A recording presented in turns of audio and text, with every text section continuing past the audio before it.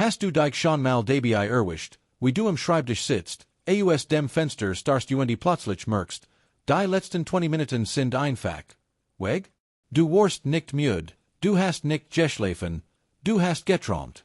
Mit offenen Augen. In deiner eigenen Welt.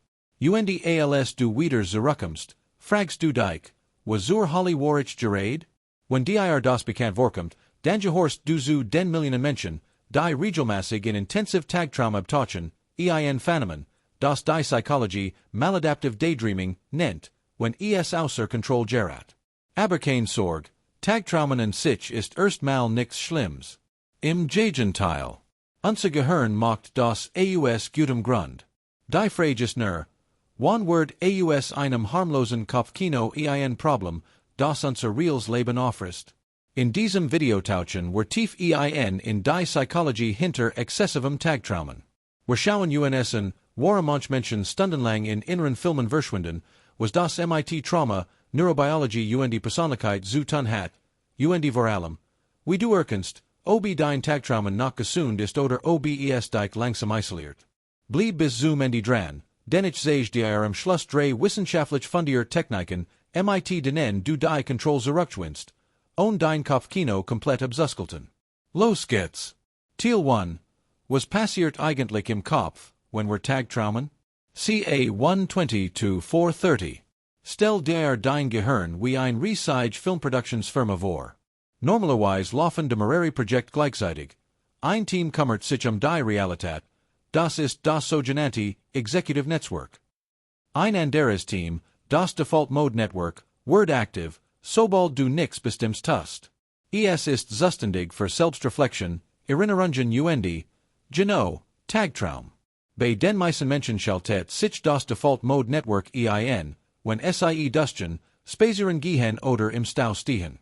Konsequenzen, paar Minuten, dann ist wieder Schluss. Bei intensiven Tagtraumern jedoch bleibt dieses Netzwerk stundenlang auf Hochtouren. Und das Executive Netzwerk, das eigentlich die Kontrolle haben sollte, wird quasi in den Pausenraum gesteckt. Ein Studie der Universität von Kalifornien aus 2018 hat das fMRT-Scans nachgewiesen. Menschen mit starkem maladaptive Daydreaming sehen ein übermäßig starke Aktivität im Default Mode Network und gleichzeitig ein Schwäche in den Bereichen, die für Aufmerksamkeitsstörung und Impulskontrolle zuständig sind. Einfach gesagt, Gehirn findet die selbstproduzierten Filme einfach spannender als die Realität. Und diese Filme sind nicht einfach nur nett. Sie sind episch. Viele Betroffene berichten von komplexen Parallelwelten mit wiederkehrenden Charakteren, dramatischen Handlungssträngen, eigenen Soundtracks, manch Summen oder Pfeifen die Musik sogar leise bewegen die Finger, laufen im Zimmer hin und her. Es ist, als wird man sein Lieblingsserie nicht nur schauen, sondern Selbstregisseur, Hauptdarsteller und Publikum zugleich sein. Teil 2. Die wir häufigsten Grand, Warum Menschen in Tagtraum flüchten, ca. 4:30 to 10 o'clock. Aber warum tun wir das? Warum regt Menschen die Realität nicht aus? Grund Nummer 1. Flucht vor negativen Emotionen die weil starkst Triebfeder ist emotionale Dysregulation. Viele intensiv Tagtraumer haben in ihrer Kindheit oder Jugend belastend Erfahrungen gemacht, Mobbing, Familienkonflikt, Vernachlässigung oder sogar Missbrauch. Das Gehirn hat früh gelernt, wenn die Außenwelt waitet, baue ich mir ein schönere Innenwelt. Und dieses Muster bleibt oft ein Leben lang erhalten.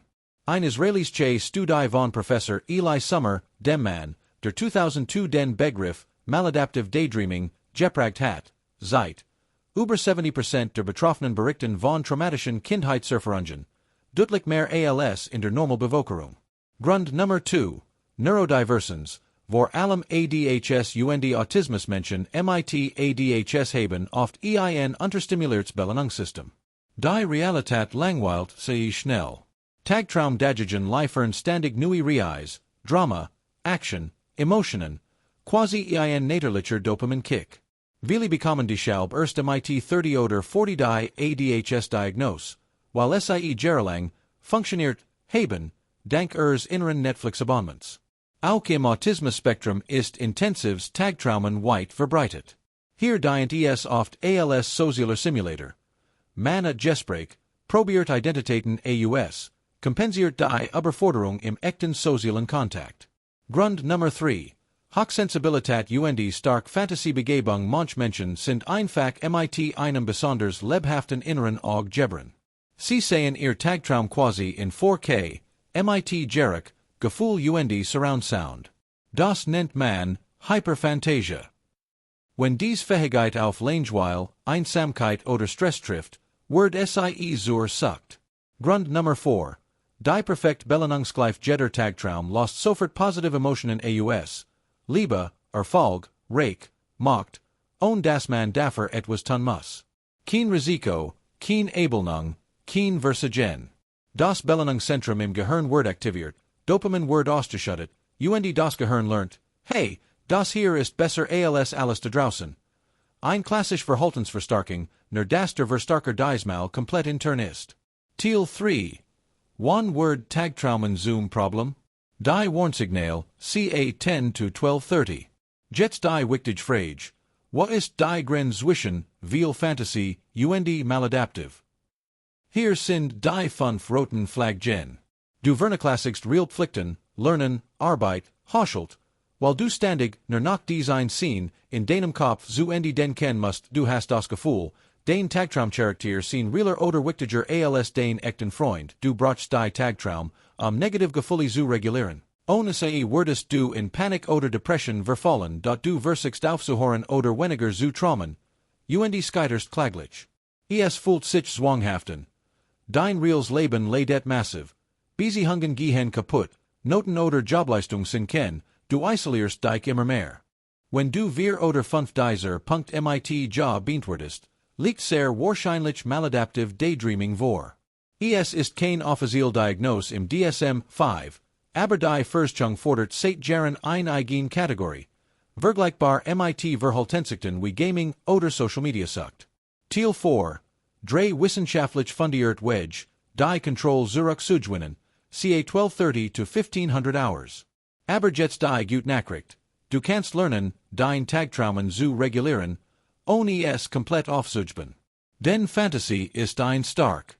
Hier sind die 3 effektivsten Methoden, die in Studien und in der Therapie bei MD am besten funktionieren. Technik 1. Das Fantasie-Budget setze der Bewusstseinsfenster, in denen Tagtraumen erlaubt ist, b. 20 Minuten nach der Arbeit.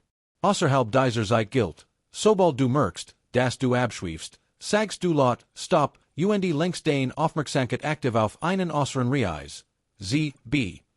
Die Temperatur deiner Hand spüren oder Gegenstand im Raum aufzählen. Das trainiert das Executive Netzwerk wieder. Technik 2. Emotionen im echten Leben regulieren lernen, das UNDO ist, die Funktion der Tagtraum zu ersetzen. Schreib ein Gefühlstagebuch, lern Achtsamkeit oder progressive Muskelentspannung. Je besser du negative Emotionen in der Realität ausschaltst, desto weniger brauchst du die Flucht. Technik 3. Die Realitätsanker, Method viele betroffen tragen ein Gummiband am Handgelenk. Sobald sie merken, sie sind wieder weg, schnipsen sie sich leicht und sanfter, aber klarer Weckruf. Gleichzeitig visualisieren sie ein rot Stoppschild. Klingt simpel, ist aber unglaublich wirksam, weil es das alte Muster unterbricht. Outro, ca 15 to 1530. Tagtraumen ist ein Geschenk. Solange du der Regisseur bleibst und nicht zum Gefangenen deiner eigenen Filme wirst. Wenn du das Gefühl hast, dass dein Kopfkino dein Leben übernommen hat, such dir professionell Hilfe. Es gibt Therapeuten, die sich auf maladaptive Daydreaming spezialisiert haben, und es gibt Online-Communities, in denen du nicht alien bist. Schreib mir unbedingt in die Kommentare. Wie lang kannst du am Stück Tagtraumen? Kennst du dies epischen inneren Geschichten auch? Und welch der 3 Techniken probierst du als erstes aus? Wenn dir das Video geholfen hat, lass ein Like da, abonnier den Kanal und aktivier die Glocke. Nächstes Mal schauen wir uns an, warum manche Menschen süchtig nach Traurigkeit werden. Pass auf dich auf, und Traum schauen. Aber bewusst. Wir sehen uns im nächsten Video. Ende.